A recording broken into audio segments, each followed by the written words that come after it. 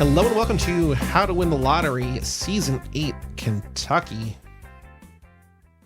Book 2, Ancient Oceans of Central Kentucky by David Connerley, nahm. I'm Sean Joey Connerley, nahm. Ooh, can you imagine?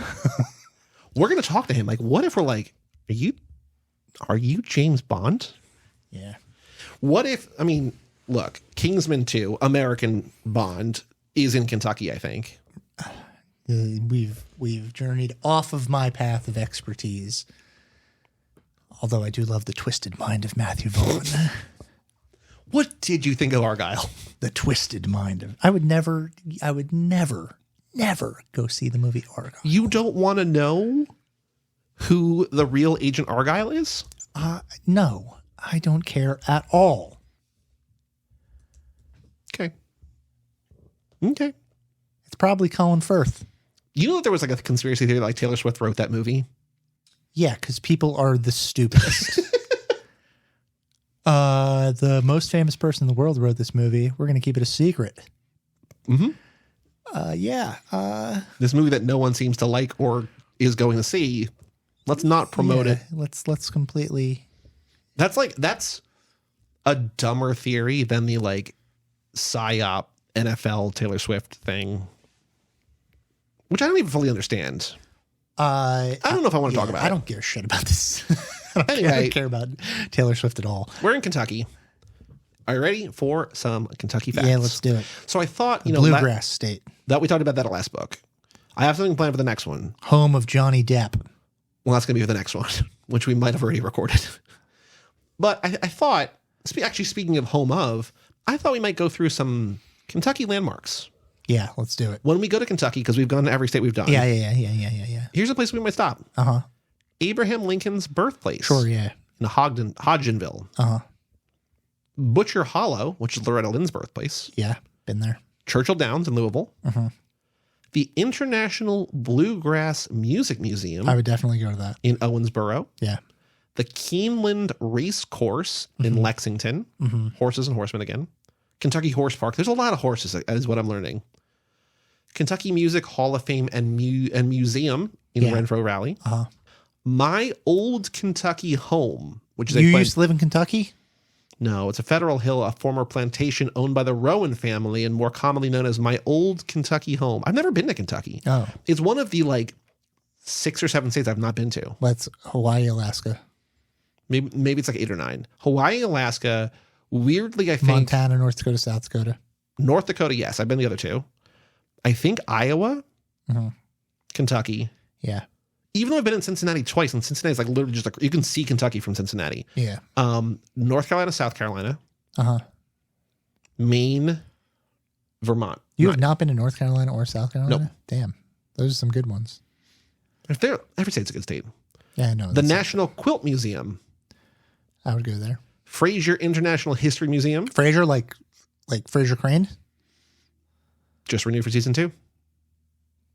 Which is actually season like 13. Yeah. No, this is World Class Collections, Britain's Royal Armories, which includes the Tower of London and the Fraser Collection in the State of the Art Museum. You're making Kentucky sound like it sucks ass. Look, this is on library.louisville.edu. We're gonna ask Mr. Nahm? Mr. Nahm about the Louisville Science Center.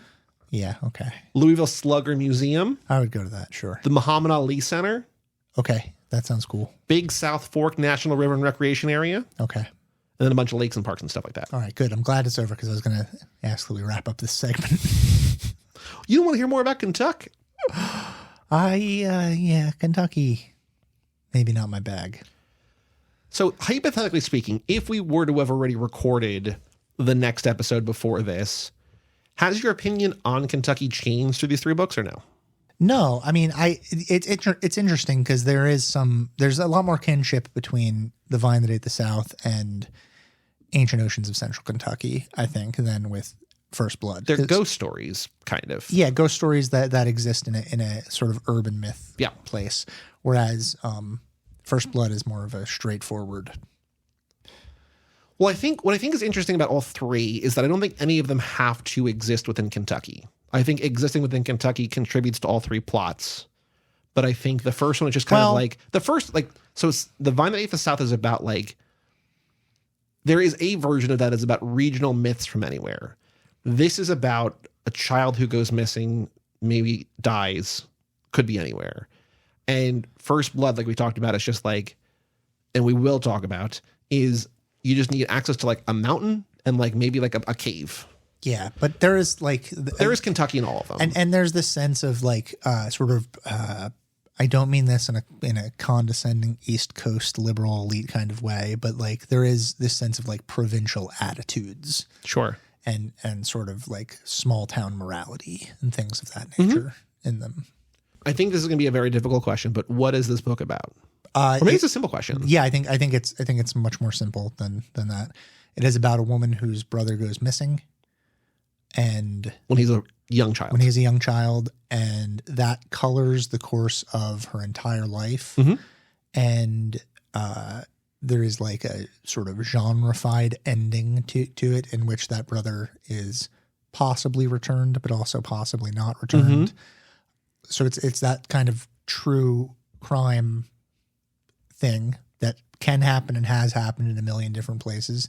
But then it's sort of wearing like this Virginia Woolf-esque jacket that is shrouding the entire story in the fallibility of memory and this like sort of non-linear way of approaching our own narratives. Because it's sort of structured. It seems structured in like an impossible way to me, actually. Which I want to ask him about, yeah. Like it's structured in a way that seems designed to make it difficult to really hold on to information. And it's like, you know, it's just built on memories, like the way that like a brain remembers and like replays things from the present to the past to everything that happens in between. It's structured by those bits of memory. So it has that sort of like modernist take on how we construct meaning from experience, while also like having like a traditional plot skeleton.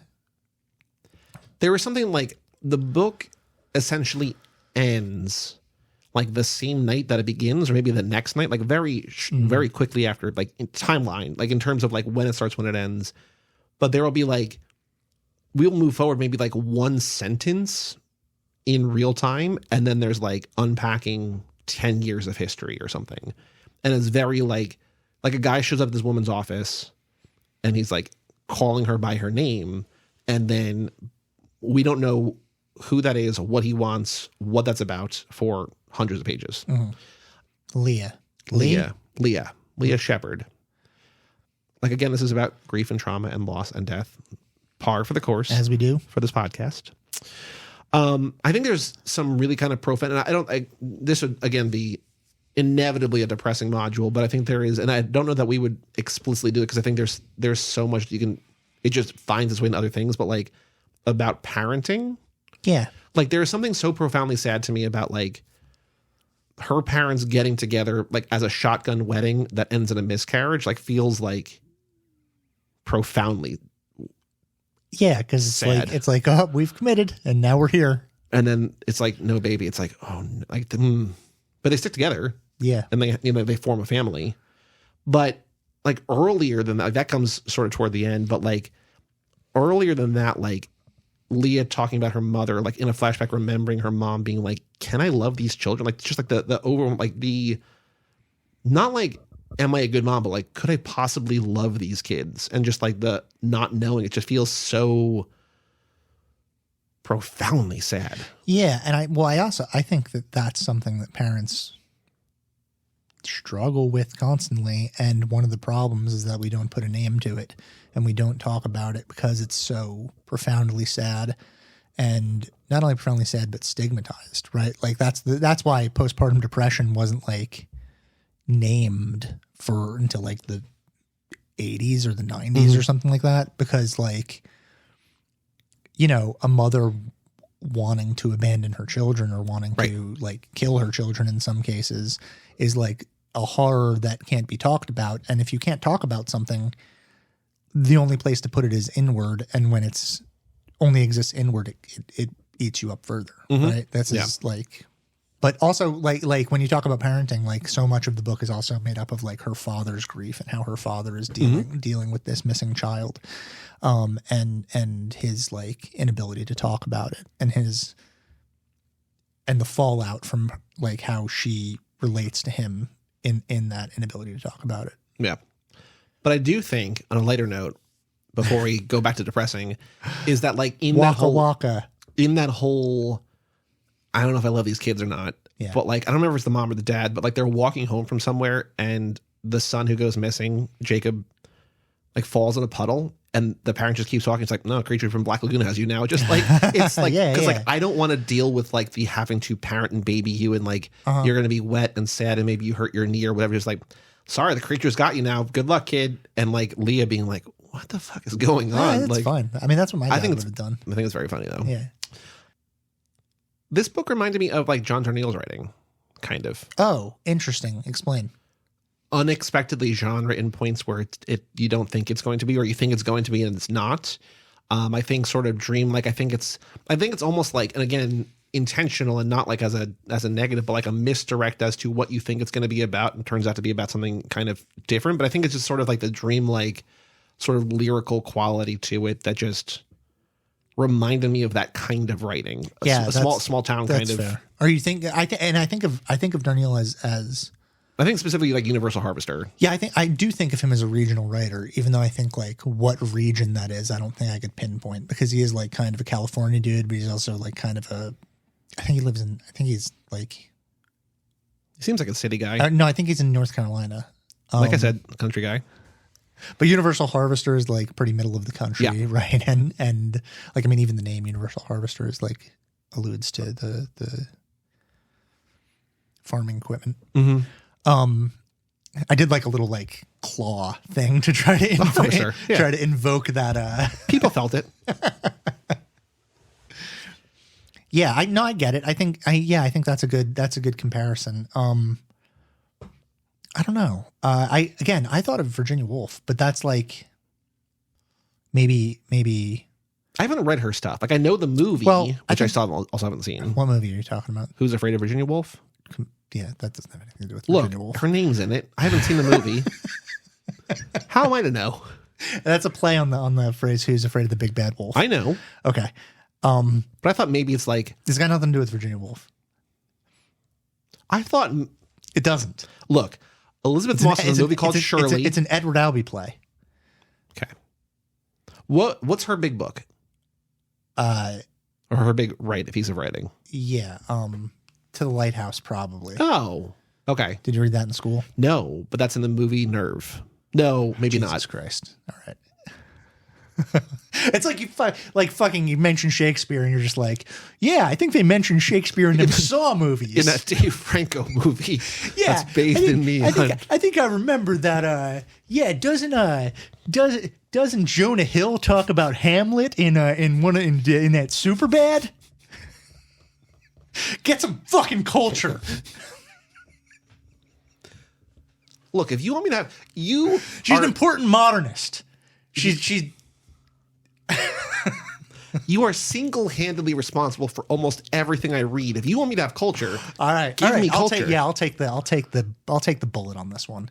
Now, I hope you all enjoy our next module, the classic modernists.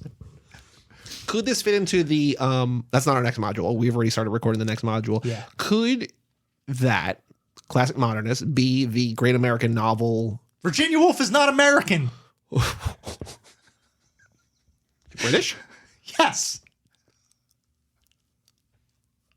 Uh-huh. Uh-huh. Keep fucking up, Joey.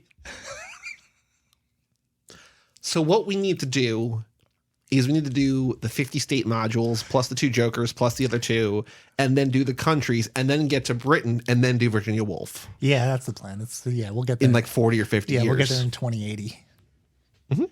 When my brain no longer remembers who Virginia Woolf is. Anyway, Virginia Woolf uses language and in a like to create sort of a like many modernists did, like James Joyce or Gertrude Stein used language to sort of mimic human thought in a like almost anti-formalist way.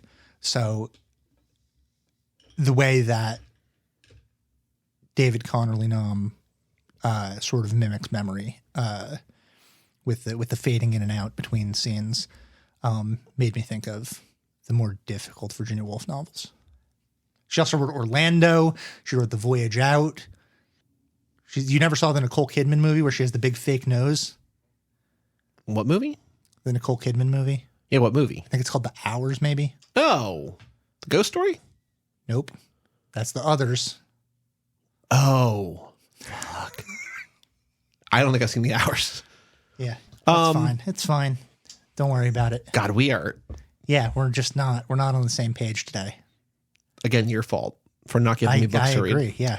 Got to put you on that page. I will say, I think, for lack of a better descriptor, there's like a chapter that kind of reads like Radiohead's Fitter, Happier, or like a DeLillo list of like this whole town basically experiencing grief on the same night is like one of my favorite things I've read in a while. Cause it's just like so like specifically like micro looks in at a bunch of people we're never going to come back to, but just like everyone going through their shit on the same night. And I just thought there's something like, I loved it at that. Did I brain just short circuit, or did you mention Don DeLillo just now? I said like Fitter, Happier, or like a Don DeLillo list. There is a lot of like I thought of Don DeLillo a lot throughout this book because there is like a series of lists that invoke to me mostly the opening pages of White Noise when the families are arriving at the college and he's like, you missed the day, the arrival day. And he describes like the cars and the kind of cars and the weather and all this thing.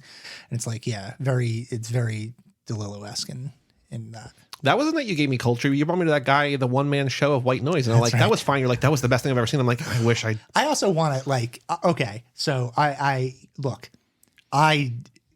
there's a possibility that I got a bunch of shit wrong back there about Virginia Woolf and modernism. And I was being a bully in this circumstance because I could, because I knew that you couldn't correct me. So there are circumstances in which I would not have been as mean as I just was. And I was doing it. I was being cruel just to see how badly I could hurt you in the moment. And maybe all I did was be like, hey, it's your fault. Maybe that's a personal flaw. And I'm going to try to work through it with professional help, hopefully. Like, there is nobody else in my life that so completely controls a component of my, like, free time and interests and consumption of culture. That doesn't pay you for it. Yeah. And that makes me do work. Yeah. In many ways. And I yell at you more than right? Yeah. Oh, I'm sorry. No, it's why this works. I'm just saying, give me better books to read. Yeah, okay. But not, I mean, did you like this book? I did. Okay, I liked it quite a bit. I find it, I liked it a lot, and I also find it to be a difficult book to talk about. Well, what was the book? It was an unadaptable book, an unadaptable module about the woman. It was the woman, like, on the beach. Do you know what I'm talking about or no? I already forget completely. Are you talking about the David Markson book? Yeah. Wittgenstein. This kind of reminded me of that, where it's like the experience of reading it is like, I really enjoy sentence to sentence, paragraph, like page to page, whatever. And also peek behind the curtain. We read this to record last week. We're now a week later. We did another book in between. Yeah. But even if we did this last week, like there's stuff that like just would have left my head. Like I'm glad that I like wrote down like thoughts I had, because like I forgot a bunch of these, but like there's so much in here that I really like, and I like the way it's written. I like what it's about. But I think like what you said earlier, I think you said in the episode, I know you said before we started recording, but I think you also said in the episode, like it might be written in a way to leave your brain. Yeah. Which is not a bad thing, but also like makes it difficult to talk about on an episode. I love the ending. I thought the ending was incredibly strong. This guy who shows up to her work says, hey, I'm Jacob. I'm your brother. Yeah. I was kidnapped. I was raised by this guy who was a nice guy. He's a good father. Said my mom died, never met her. And then all of a sudden I saw your name and I was like, oh, there's something about this feels. And after my dad passed away, I like saw a collection like of articles about this kid that was kidnapped. Mm-hmm. And I couldn't find anything documenting my mother's existence or the past life that he had told me about. And so I'm here now to tell you that I think that I'm your brother. And she's basically like, get the fuck out of my life. Yeah, partially. Why do you think that reaction happens? Because I think she probably, to a certain extent, whether it's fully, I don't know if you can ever fully heal, but like she has come to terms with the fact that her brother probably was killed, abducted and killed. And now, like 30 or 40 years later, for this guy to be like, I'm back now. I want to become like part of your family again. Like it just feels, whether that's him or not, it's like, I don't want this. Like I have processed your loss. I can't deal with this again. I was saying to you last week, there is a movie called The Imposter, which is a documentary about a family, I believe, in Texas whose 8-year-old son goes missing. Mm-hmm. Age might be slightly off. And like 5 years later, when he should be like 12 or 13, this like French guy in his 20s or 30s shows up and she's like, I'm your son. And the family's like, yeah, you are. Welcome home. Mm-hmm. And they just don't question. And everybody around them just like, what? But like they just need closure on this. Yeah. And like he was getting something from it and they're getting something from it. But Leah has the opposite reaction to that. And she wants to protect her parents from this guy, from like, she doesn't want to like slice open her dad who has. It's probably an impossible question to answer, but if you were in the situation, would you believe it's him? Would you want to believe it's him? You know what I was thinking? Like, you could also DNA test probably. Well, also, like, here's what I was thinking is that if I were him, if I believed that I were, I would go to the police before I went to the family. Right. I would be like, I have this evidence. Can we put this together to make sure so that I'm not reopening a bunch of wounds just in case I'm wrong about this? Adds credence to the fact that like he might be a scam artist or something. Yeah. I love that. I like that it's left ambiguous. Do you think that he's a scam artist? I don't think it's him. He does leave. He does leave town though, right? He doesn't. Maybe. I mean, who knows? He doesn't want anything from her. He doesn't want money from her or anything like that, which is what you'd expect. Well, she offers to buy him out, right, or buy him off, and then he doesn't show up though. Right, and then on her way home from like meeting him at the grocery store, this is my favorite part of the snow. She crashes her car and she's got like a bloody face. She's gonna die, and she doesn't die. And she's out there, and a car pulls over, and someone gets out of the car. Very cinematic. And walks over to her and stands in front of her and just looks at her, and she can't like because make out any of his features because of the headlights. And he's looking at her, and maybe he's even singing something. And then he turns around, gets back on the car, and leaves. And it's just like, holy shit. Yeah. That is such a like knocked it out of the park ending to me. Mm-hmm. Like I love that level of ambiguity because you think like this is the brother, this is going to end with violence, this is going to end somehow, and then it ends with nothing. Well, I think there's also something like it's so fitting that like this entire book is basically how does a person, how does a family, how does a town grieve the loss of a child when they all kind of think it's their fault and really it's no one's fault. Yeah. But she's like, no, it's my fault. Like I saw this guy like staring at him, like I didn't say anything. But it's like that wasn't it's not your fault, but like she thinks it's her fault. Yeah, which is I think how you construct those things when they happen to you. So for this entire book to be like everyone thinking it's my fault and no one is right and no one is wrong, to at the end like not have any answers again, it's just still like, yeah, it's good. Yeah. Because there's also like, did you think, and maybe it's just to like sort of frame her as like more than just this tragedy, but she is the executive director of a nonprofit organization which provided emergency support services to low-income women and children. Yeah. And she is accused and has to pay out a lot of money, like seemingly like a bankrupting amount of money, because she got close with this old woman and was accused of like convincing her to sign over, like will her all of her money and possessions when she died. And this woman's family was just like, you manipulated her. And there's like a sizable chunk of this book that's about that. And I don't know. Yeah, it's exactly, like Rosamund Pike in the film I Care a Lot. Mm-hmm. But like, is that a cultural reference? You It's a Netflix movie, baby. You know I saw that one. All right. Did not like it, but it's fine. I mean, yeah, it takes like a weird turn into the Russian mob, right? Yeah. Yeah. It's fine. Yeah. She's great, but the movie's fine. I don't know that in my brain fully connects to other stuff other than just like another thing that wasn't her fault, that life done her dirty. Yeah, well, she's also like, you know, she's involved in something like that with, you know, domestic violence and underprivileged people so that she can save people in a way that she didn't save her brother. Right. Things like there's well, like I understand the job symbolic, like the symbolism of the job, but like I think the specifically the ordeal she went through, maybe it's just like I said, like life did her dirty. Like the way that we're again in her perspective, like the woman wanted to give her the money. Yeah. But again, she might not have been like in her right mind or whoever, you know, but it doesn't seem like she did anything wrong, and then still she can't catch a break. I think that's it. I think that's what's going on. I don't know how. I don't know that it's like more than that. Yeah. Okay. I think it was nice. This is like a nice compliment. I think we mentioned it earlier to Vine That Ate the South about just kind of like it's a different kind of ghost story. Like, and I also like the evolution of myth, where like at their school there's like, oh, the third floor there's this girl, like she haunts the bathroom. Then like.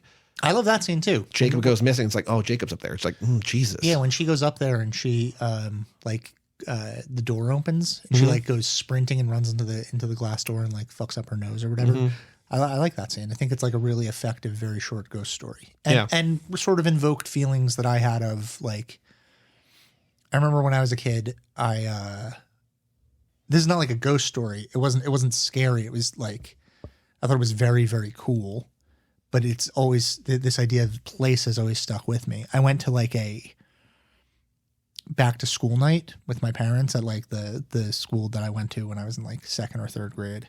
And I snuck away and I just wandered around underneath, like in the bottom floors of the school. And all the lights were out except for these like these red lights that were along the walls. So it was like it felt very cinematic, and it felt like I was somewhere that I shouldn't have been. Almost like Nightmare on Elm Street. Yeah, like it was very not. It was not lighted in a way that was like welcoming to children. Yeah, and like I was just like wandering around the bottom floor of this school, and it was like like places are spooky when like even you know, a place like a school or a library or certainly like a hospital. Like I think if you remove the human element from that and you go into those places, especially when they're loaded with stories, right? Because stories like, you know, I've talked about this before, especially with ghost stories, like whether or not ghosts are real, like the existence of ghost stories impacts us physically because they impact like our personal reaction to the world around us. So like the ghost is actually the story that you hear. So like those places are actually charged with this weird energy that can of urban myth that can like, you know, cause us to do things like sprint away and run into a wall. Yeah. And there's something really beautiful and frightening, but frightening in a good way, in a way that kids should be frightened about that. Yeah. You know, the same way that like you have the campfire ghost stories and stuff. Like it's teaching you like a life skill kind of. Yeah. And just as thrilling. Like there's something like I would, you know, like whenever people are really protective of kids, I think of like the stuff in my life that scared me when I was a kid and how I would sit up at night and think about it. And I don't know. I have a hard time remembering if I thought that was unpleasant at the time. I very well may have. Fear is not like necessarily a pleasant thing. I think probably most people would say that's usually an unpleasant thing. But like I wouldn't give that away for anything. Like I love that from when I was a kid, like watching horror movies when I was a little too young to watch horror movies, and then like having that stuff in my brain. Like I find that incredibly valuable. Yeah. Not in any useful way either, just in like a having those emotions as like a 7-year-old kind of way. No, but I think like it's a thing where like when you are that young, you feel everything more, and like it's just because you don't know. I think it's also the same thing we talk about, like in a similar way, but completely different from the more books you read, the more movies you read, the more like inured you become to like the tricks of the trade or whatever. And like when something does something like new, you're like, oh yeah, like that's giving me that rush. But like when you're young, you like don't have experiences of fear in your life. And so like seeing something like really scary, even if it's not like actually scary, but like really scary to you, will like stay with you. I like this book a lot. I don't want to, you know, we will talk about First Blood in 2 weeks. Of the three, I liked all three books. I think this is the one I would probably be most inclined to reread. Yeah, me too. I don't know, like it's hard for me to compare this in terms of like what is better written, this and First Blood, because they're just so different. But like First Blood, I feel like I get it. Like, I'm just like, this is good. This is just like, there's something probably, even if I'm not like going to unpack more or learn more, I think especially that like that middle chunk, like the list thing, it just feels so nice. Yeah. I'm like interested in that as a style of which like maybe the father of it is Don DeLillo, but you also see it in Ducks Newburyport, which is like another regional book. Where's Ducks Newburyport take place? Do you remember? It's like Connecticut. Pennsylvania? Yeah. Somewhere northeasty. Yeah. Okay. Anything else to say about this book? That's not a, we're past half an hour, so it's not a super short episode, but anything else to say about? I don't, let's hear what the egg has to say about it. We have an email address, lottery@cageclub.me. Like I said, we will be talking to David Connerley Nahm. That episode will be up next week, but we'll have it recorded by the time you hear this. So don't email questions to ask him because we won't get to them. But yeah, stop doing that, people. But you can email him about anything, any book, whatever. Lottery@cageclub.me. Egg's reaction to Ancient Oceans of Central Kentucky. Do you want to read this email? I always read the emails. Do you want to read an email or no? Okay.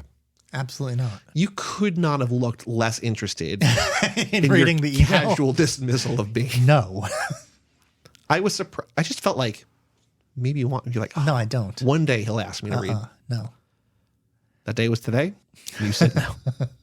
I was surprised how much I ended up liking Ancient Oceans, Central Kentucky. I didn't, quote, get it at first, but I ended up reading a bit of it out loud, and then the lyrical quality of the prose really clicked. Yeah, it's interesting how that happens.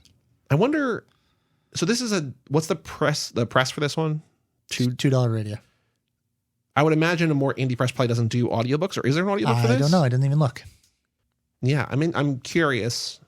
Like, it feels like that's like not the right thing, but like a luxury to add that if you're like in an indie. No, I don't know. I know really? I know I know this person who I detest who wrote a book. You talking about me again? No.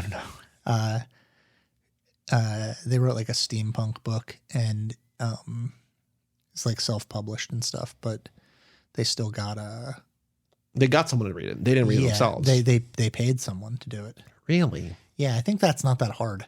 Like you can like just give someone some money and then and they'll read it and then they'll send you the file and you can upload it. By the way, I'll do that if anyone wants me to read their book out loud. You won't even read an an email out loud. That's true. If anyone wants to pay Joey to read the book out loud, I will. I would consider it an offer. Probably not. Would you do voices? No. And that's the thing. Is like almost all like audiobooks do voices. Well, like when I listen to, what book was it? Was it in the Louisiana module when Michael Emerson from Lost read it and he was like saying the N-word and I was just like, I don't feel comfortable with this. Probably All the King's Men. I think it was All the King's Men. I feel like maybe I told you this story before, but like my first experience ever with audiobooks was William Faulkner's As I Lay Dying.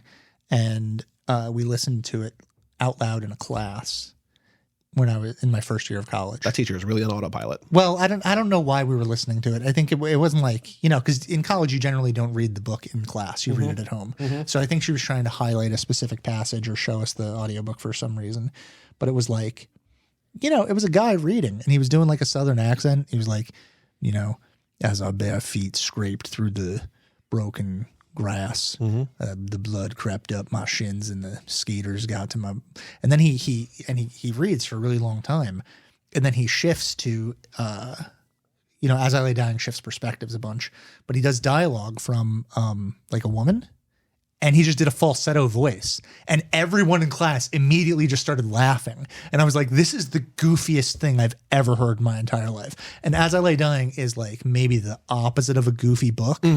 So like it was so absurd and the teacher got really mad that everyone was laughing, but it was like, how did you not think that was funny? Right.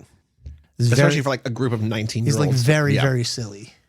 The first audiobook I ever listened to was David Cross's I Drink for a Reason because I was driving down to my friend's place in Virginia and it was like a 6-hour drive and it's a 6-hour book. I'm like, all right. Yeah.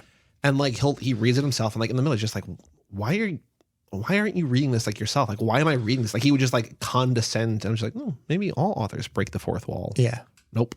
Only time it's ever happened. Well, yeah, I guess that's a pretty David Crossy thing to do. It is. Sorry, continue, Meg. But I think the lyrical quality like maybe reads out loud better, but yeah. Yeah. I wonder I'm trying to think especially the part that I keep going back to, like that list, if I read part of that out loud, because I feel like that in particular is kind of like. I often read out loud to when I'm reading. Really? Mm-hmm. I like it. Cool. But you won't read an email. It actually felt like it did a magic trick while I was reading, where I get swept up in my own nostalgia in the middle of reading passages. The book did a great job of evoking emotions. Felt like I was reading a mood or tone rather than a story, and it felt like the book did a lot in the realm of oral storytelling. What the book is, quote, about takes up less space than what it is. Yeah, that's really well said, and I agree with everything there. I like that the novel luxuriated in mysteries, and there was a chance that as the omnipresent reader, you may be able to solve one or two. For example, the sounds that Leah and Jacob attributed to monsters was actually their father going to and coming from his affair partner's home. I also like that this aspect of reading was almost explicitly stated in the text when Leah's creeping on the couple from inside of her car. Quote, and she watched the staccato kiss they released and walked out of view. Leah flushed, thinking about how this young couple would never have access to this part of their life, to Leah watching them kiss. As readers of Leah and her family's life, we have a perspective that they will never have. Yeah, reading is a voyeuristic thing, even though the people that you're creeping on are not real. Very often not real. My only qualm, Egg writes, with the book was the abrupt shift to plottiness at the end. Everything else in the book felt rooted in reality, albeit emotion and an internal reality versus the tangibility that we normally associate with, quote, reality. But the shift to plot reminded me that I was reading a novel in a way I didn't really care for. This is a theme that keeps that like exists in this podcast, right? Because we talked about that a lot with Ducks. Well, she says it kind of reminded me of the way the Ducks ended. Mm-hmm. Yeah. So that there is like this idea that you can have one or the other. You can have the sort of novel that is a novel that like engages in. That's about mood more than thing. Yeah. Or you can have the novel that engages in like sort of the plot that we know works once we start like, playing the notes, right? It's sort of like, a 3-chord song, verse, chorus, verse, as opposed to the free jazz. But, a song that is free jazz, like if at the end it started like doing verse, chorus, verse, it seems like usually we'd be like, what the fuck is that? I was enjoying that free jazz. Why are you like making it into this thing you that I like didn't it becoming plotty in this case? I don't know why. I can't explain. This feels like I'm getting called on my shit. Well, maybe because Ducks ends in a way where like, and then the bad guy came and we shot the bad guy and we all lived happily ever after. Just like, and then a guy showed up and we don't know who he was or what he wanted. If he had showed up and he stepped into the light and it was Jacob and he goes, I'm not really your brother. I was trying to scam you. Now I'm going to kill you. Like, then I would have been like, this is awful. Would you have liked it if he showed up like with a DNA test and the cops are there and just like. No. The way that it ended is the right way to end. I think the ambiguity saves it from too much plottiness. Yes. I'm curious about your takes at the twist. Quote unquote twist. Do you think the man was Jacob? I definitely think he was a grifter, but it's interesting to imagine if it was Jacob, most of his remembered life was after the kidnapping as opposed to Leah, who seems to mainly dwell internally in the time before Jacob disappeared. All in all, a great novel that more people should read. Yeah, my take on whether or not that was really Jacob is that I don't know and it doesn't matter. Yep. So stop asking. I feel like that's like in that's usually my answer in trying to figure out what ambiguities of plot mean. Because to me, it's just like, no, like the purpose is the ambiguity. It's not like you're not meant to like put the pieces together and figure out what the correct answer is. The correct answer is that we don't know. And that's why we need it. I like this book less if he's either a grifter or if he is actually Jacob. But having the possibility either is much more interesting to me. Yeah. Yeah. Shout out to David Connolly and Nahm for the lack of an ending, even though it ends, like it lands the plane in a way that's still like, huh? But then you open up the doors and there are no passengers involved. Like, Today's crime like is hijacking a plane and landing it with no passengers.